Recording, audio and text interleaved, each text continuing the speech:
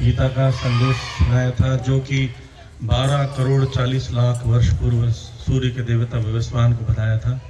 तो वही संदेश गुरु परंपरा के द्वारा छिन्न हो गया सा प्रतीत होता है। आप देखेंगे इट अपीयर्स छिन्न नहीं हुआ था, क्योंकि गुरु शिष्य परंपरा में था पर राज ऋषियों की परंपरा में नहीं था। जैसे कई बार लोग प्रश्न पूछते हैं, अर्जुन को भगवान ने संदेश दिया था, अर्जुन ने किसको सुनाया? तो बता सकता है? अर्जुन ने अपने भाइयों को सुनाया था। जब विदुर महाराज जब लौट कर आए कि संदेश लेके आके भगवान कि अपने साथ द्वारका धाम को वापस लौट गए अपने पार्षदों के साथ में, तो सब दुखी हो गए, पांडव सब दुखी हो गए। तो उन्होंने पूछा कि क्या किया जाए। तो उस दौरान विदुर जी ने कहा कि संदेश सुनाओ। अर्जुन को कहा कि तुमने जो गीता का संदेश सुना है वो सुनाओ। और ये रख दो, नीचे रख दो बस, थैंक यू। तो गीता का संदेश सुनाओ, क्योंकि गीता का संदेश सुनने से क्या सबसे पहले क्या, नष्ट मोहा स्मृति लब्धा, मोह दूर होता है। तो भगवान के जाने के बाद जो सेपरेशन फील हो रहा था वो दूर हो गया पांडवों का। तो राज ऋषियों में भी ये परंपरा होती थी, पर ऋषियों में परंपरा थी। कैसे इसका सबूत है? ब्रह्मा जी, नारद मुनि, उसके बाद वेद व्यास जी ने सुना। तो वेद व्यास जी कंटेम्परेरी हैं अर्जुन के, उनको सुनने की जरूरत नहीं है, स्वयं भगवान।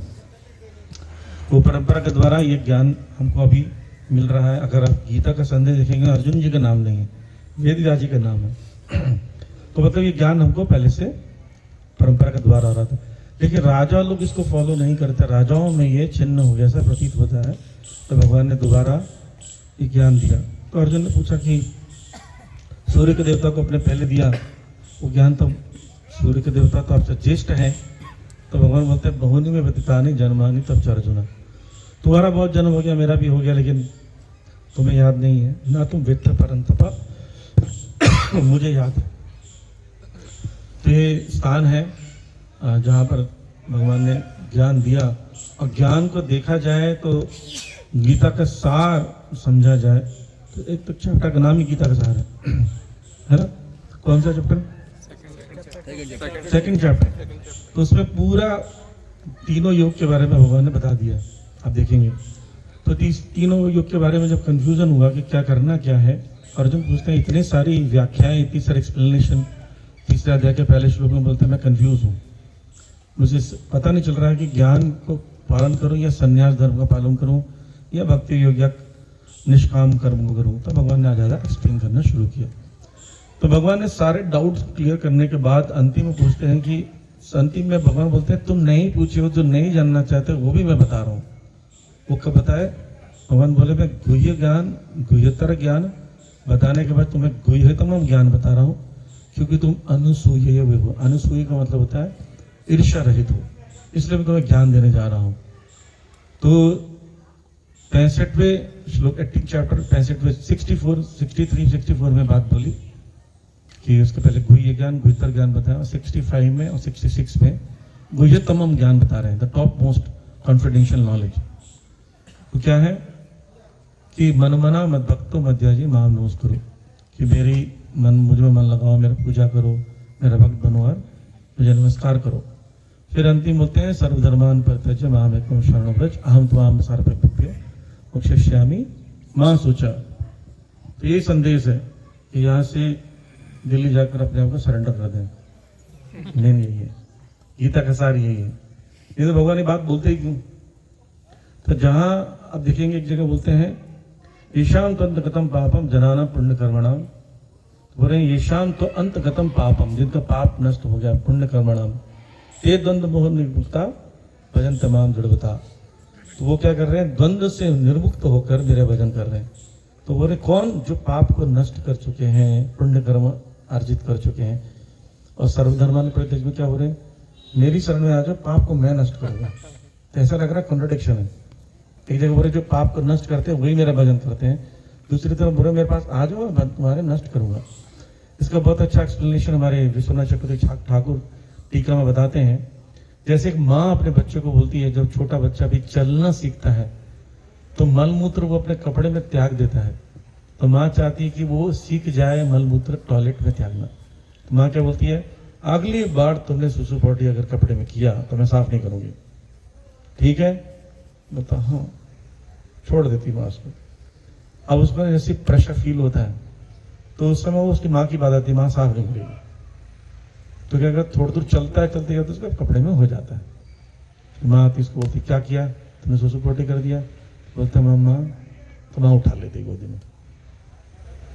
ये दो श्लोक यही बता रहे हैं कि ईशान तंत्रगताम पापम जनना पुण्य कर्मणाम का मतलब तुम प्रयास करो पाप को नष्ट करने का, और नहीं होता है तो सर्वधर्मान परित्यज्य मामेकम शरणं व्रज हम त्वाम सर्व पापी मोक्षयिष्यामि मा शुचि, तब मैं तुम्हारे पाप को नष्ट करूंगा। हम कोई एफर्ट नहीं करें, पाप करते रहे, भगवान नष्ट करते रहे। भगवान कोई कॉन्ट्रैक्टर है? भगवान हम ठेका लेकर हमारे पापों को नष्ट करने? नहीं, हमें पाप करना बंद करना पड़ेगा, वो पाप नहीं करने का प्रयास करना पड़ेगा, तब भगवान बोले मैं तुम्हारे सारे पापों को नष्ट कर दूंगा। तो यही गीता का एक्चुअली सार यही है परिभाषा सूत्र, कि हमें भगवान को सरेंडर करना पड़ेगा। भगवान को सरेंडर का मतलब है भगवान जैसा बोलते हैं वैसा करना। भगवान कैसा बोलते हैं हमें कैसा पता चलेगा? कौन कैसे पता चलेगा? हमें गुरु बताएंगे। गुरु शिष्य परंपरा के माध्यम से पता चलता है कि भगवान हमें क्या संदेश देना चाहते हैं। नहीं तो डायरेक्ट भगवान से तो सुन नहीं पा रहे हैं, तो कैसे सुनेंगे? पुराने जमाने में जो पुजारी होते थे, विग्रह जो बोलते हैं वो पुजारी बताते थे आके विग्रह कि भगवान आज ये बोलना चाहते हैं। अब वैसे पुजारी स्ट्रांग रहे नहीं, इतना बॉन्डिंग नहीं है भगवान जी के साथ, तो उनको भगवान भी स्वप्न में नहीं आते। जैसे जगन्नाथपुरी में राजा को स्वप्न में आते हैं भगवान, उसी प्रकार से अब गुरु के माध्यम से हमको संदेश मिलता है। तो यही स्थल है जहाँ पर हम लोग ये चेतना लेकर जाएं कि हम अपने तरफ से कोई पाप नहीं करेंगे, और जो पुराने पाप हैं वो भगवान जरूर नष्ट करेंगे। भगवान ये वचन दे रहे हैं। शर्त यही है कि पूरी तरह हमको भगवान पर समर्पित होना है। तो यही स्थान है, वो जो वृक्ष है, बरगद का वृक्ष है, वहाँ के आसपास 5000 वर्ष पूर्व भगवान ने अर्जुन को ज्ञान दिया, और 45 मिनट में ज्ञान दिया। 700 श्लोक बोले, 18 अध्याय हैं Bhagavad Gita as it is, जो गुरु शिष्य परंपरा के द्वारा प्राप्त हो रहा है। और कभी कभी उस भगवान के द्वारा बताने जाने पर कभी कभी समझ नहीं आता है कि भगवान क्या बोल रहे हैं, इसलिए आचार्यों की टीकाएं, पूर्वोत्तर आचार्यों के भाष्य, गोविंद भाष्य या प्रभुपाद जी की टीका, सारथ दर्शनी वर्षनी, इसको जब सुनते हैं तब पता चलता है कि उस दौरान अर्जुन के मन में क्या प्रश्न आ रहा था और भगवान उसको कैसे उत्तर दे रहे थे। यहाँ पर हम प्रार्थना कर सकते हैं तो भगवान गीता हमको समझ में आए, है ना। गीता समझ नहीं आती। एक बच्चे ने कहा था गीता, अपने दादाजी से कहा कि दादाजी गीता समझ नहीं आती मुझे, आपको कैसे समझ में आती? बोले जाओ एक लकड़ी का कोयले जलाकर कपड़े को रंगते थे गर्म पानी में, तो बोलते हैं जाओ एक बास्केट खाली कर दिया लकड़ी का, कोयले की लकड़ी, बोले जाओ पानी भर कर लाओ। तो नदी से जब पानी भर कर लेकर आते हैं, पानी तो आते तो खत्म हो जाएगा, बास्केट में छेद ही छेद रहते हैं। 3-4 बार 5, 10, 20 बार कर देते हैं तो पोता बड़ा गुस्सा हो जाता है, क्या दादाजी दिमाग खराब कर रखी है, इसमें पानी कभी रुकेगा क्या? बोले हाँ पानी नहीं रुकेगा। जैसे हम भगवत गीता लगातार पढ़ते रहते हैं, हमें कुछ समझ नहीं आता है, लेकिन देखो तुम्हारा बास्केट कोयले का जो था वो साफ हो गया, क्लीन हो गया। हाँ, तो ठीक इस प्रकार भगवत गीता पढ़ते रहोगे तो अपने आप हमारी बुद्धि शुद्ध हो जाएगी, क्योंकि भगवान की वाणी है। गीता महात्म्य में इसका वर्णन किया गया। गीता महात्म्य 2 स्थानों बताया गया है, एक भगवान महाविष्णु बताया लक्ष्मी जी को, दूसरा शिव जी बताते हैं पार्वती जी को। उसे बता रहे हैं कि जैसे कि गंगा में स्नान करने से हम पवित्र हो जाते हैं, उसी प्रकार गीता को रोज पढ़ने से व्यक्ति पवित्र हो जाता है। हाँ, और बता रहे गीता जो गंगा जो है भगवान के नाखून से निकली है, हमको पैरों के अंगूठे के नाखून से निकली है, लेकिन भगवत गीता कहाँ से निकली है? भगवान के मुख से। तो उसको रोज पढ़ने से आदमी उससे ज़्यादा पवित्र हो सकता है, रोज पढ़ना पड़ेगा। और बताते हैं जो प्रतिदिन श्रद्धापूर्वक नियम पूर्वक पढ़ता है, पूर्व जन्म कृतानि च, जितने भी पूर्व जन्म के कर्म हैं वो क्या हो जाते हैं? नष्ट हो जाते हैं। कोई बोलता नहीं डुबकी डल लगाने से, आचमन करने से, दान देने से नष्ट होता है। नहीं, गीता पढ़ने मात्र से पिछले जन्म के कर्म जो है वो नष्ट हो जाते हैं। ये भगवान स्वयं बोल भी रहे हैं। और इसका कारण भी कि हम भगवान को सरेंडर करें, भगवान नष्ट कर देंगे। तो इसलिए प्रार्थना करें कि हम जाएं, गीता को पढ़ें, नहीं समझ में आता है किसी गाइडेंस पढ़ें, समझें और इसके संदेश को फैलाएं। कैसे फैलाएंगे? ग्रंथों का वितरण करके। अभी जो मैराथन आ रहा है, सबको कुछ न कुछ प्लेज लेना चाहिए। गीता बांटेंगे, गीता पढ़ेंगे, प्लेज होना चाहिए। तो यहाँ पर एक प्लेज ले सकते हो अगर आप चाहो तो, बहुत सरल है। कितने लोगों को लगता है रोज हम 10 श्लोक पढ़ सकते हैं? जैसे हमारा भी गीता कोर्स चल रहा है, तो फरवरी एंड तक हमें उसको फिनिश करने का टारगेट है। अच्छा, 5 पेजेस। ऐसे करके शपथ लिया। कौन कौन शपथ लिया था? कितने लोग ने लिया? कितने लोगों ने शपथ लिया था गीता पढ़ने का? ठीक है, जैसे 5 पेजेस पढ़ना या 10 श्लोक पढ़ना से कुछ पेजेस टारगेट लेना चाहिए। ऐसे नहीं डेली घंटा पढ़ना है। 1 घंटा हो सकता है कि आप केवल एक ही पेज को देख ही रहे बस, है ना। वो फॉर्मेट दिया भी था हमने, page by page become says, format बनाया है हमने, तो आप ले सकते हो। उसमें टारगेट लेना है। जैसे 10 लोग डेली पढ़ते हो तो 70 दिन में आपकी पूरी भगवद गीता पूर्ण हो जाएगी। तो 70 दिन में हो जाएगा तो साल में कितने बार हो जाएगा? 6 बार, 7 बार लगभग हो जाएगा। 6-7 बार तो हो ही जाएगा। तो ऐसा पढ़ना चाहिए। टारगेट लोग पूरे जीवन काल में 108 बार भगवद गीता पढ़नी है। हरि बोल नहीं।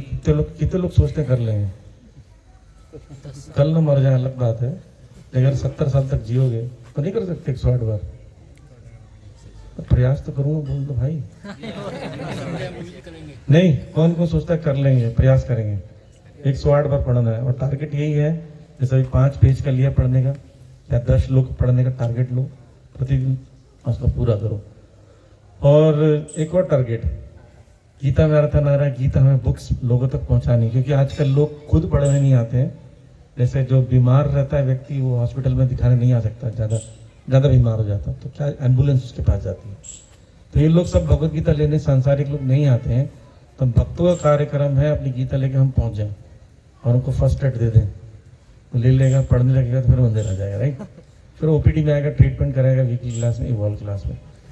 तो आप लोग कितने लोग सोचते हैं कि हम लोग पूरे 2 महीने में 108 भगवद गीता कर लेंगे?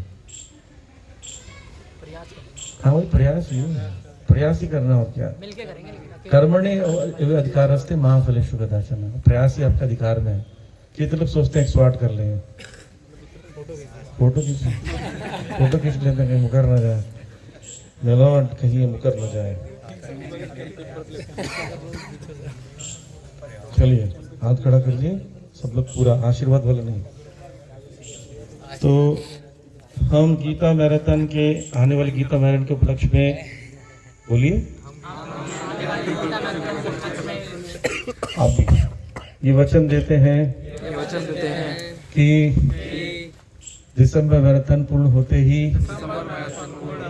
हम लोग लगभग 108 भगवद गीता का या उससे ज्यादा का वितरण करने का प्रयास करेंगे।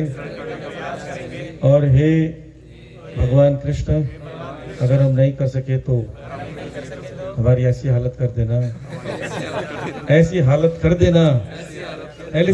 देना 108 से ज्यादा ही कर जाए।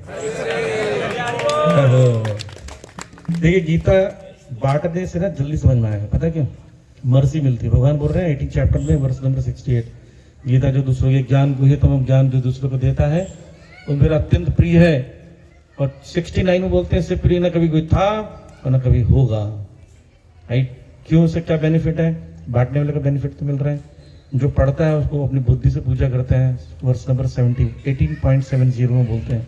और 71 में क्या बोलते हैं? जो उसको सुनता है ईर्ष्या रहित होकर, वो पुण्य लोक में निवास करता है। इसका एग्जाम्पल क्या है? पुराने जमाने में एक एडवर्टाइजमेंट आता है, एशियन स्काई का ऐड आता था, जिसमें वो सोना बेल्ट लगाते थे, चर्बी हटाने वाला। तो उसमें ना खड़ा करके बोलते थे कि आप बताओ कि आपको बेल्ट लगाने से क्या हुआ? कमाल का बेल्ट है, ये लगाने से मेरा पेट की चर्बी भाग गई है। तो हमें क्या लगता है, कोई ऐसा भी कोई व्यक्ति है जिसको गीता सुनकर लाभ हुआ है? तो ये भगवत गीता में स्वयं भगवान ने एडवर्टाइजमेंट किया। अर्जुन को बोले खड़े हो जाओ, भगवत गीता सुनकर कैसा लगा?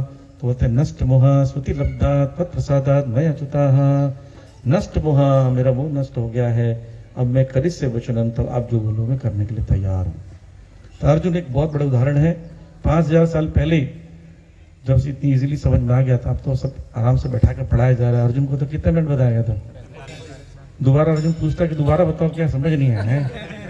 बोलते भाई चलो तीर उड़ चलाओ, क्या बोल रहे हो तुम, पागल हो।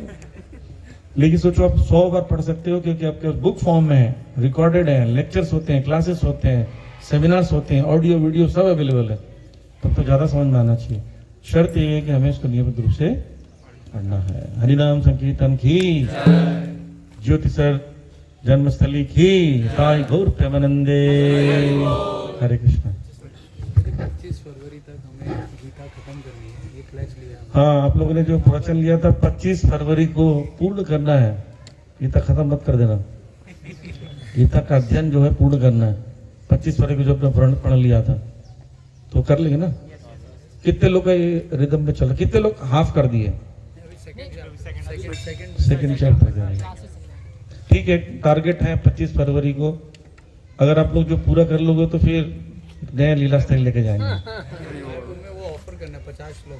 अच्छा, तो मायापुर फिर आपको लेके जाएंगे। हरी वो लोग जाने का मन नहीं लगा। ओके, कौन कौन मायापुर जाना चाहते हैं? जाना तो सब चाहते हैं, लेकिन 25 फरवरी तक पूरा करना पड़ेगा, तभी ले जाएंगे हम लोग। ठीक है।